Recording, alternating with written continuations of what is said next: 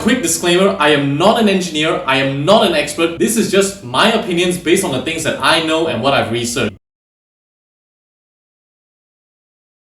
Let's say we find the wreckage and we're able to recover the cockpit voice recorder, or the CVR for short. Yay, that's great. Let's listen to what happened at that critical moment just before the plane disappeared. Well, unfortunately, I hate to break it to you. At the time, cockpit voice recorders only record the last 2 hours of a flight. There's a strong possibility that for the first 1 hour and 57 minutes, all we'll hear is this. And then for the last 3 minutes, we'll probably hear this.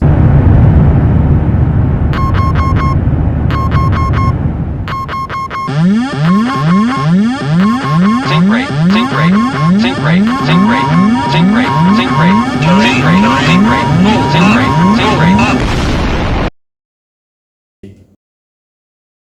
The flight data recorder could serve us much better, as it records the last 25 hours before our plane crashes. It could tell us that the ACOS was switched off, the transponder was switched off, the radio was switched off, but it wouldn't tell us how or why it was switched off. Let me give you an example. A car turns left and crashes into a wall. You dig up the recording in the car and it tells you that the steering wheel was turned to the left. But how and why did the steering wheel turn to the left? Was it done by the driver? If so, why did the driver turn the steering wheel left? Was there an object on the road? Or maybe there was an object that hit the car's left tire that caused the steering wheel to turn to the left. Or maybe there was a malfunction with the car's power steering that caused it to turn to the left. The flight data recorder could tell us that the transponder, the radio, and the ACOS was turned off, but it wouldn't tell us how or why it was turned off. Unfortunately, everything I just said could be irrelevant because of this third point that I'm going to make.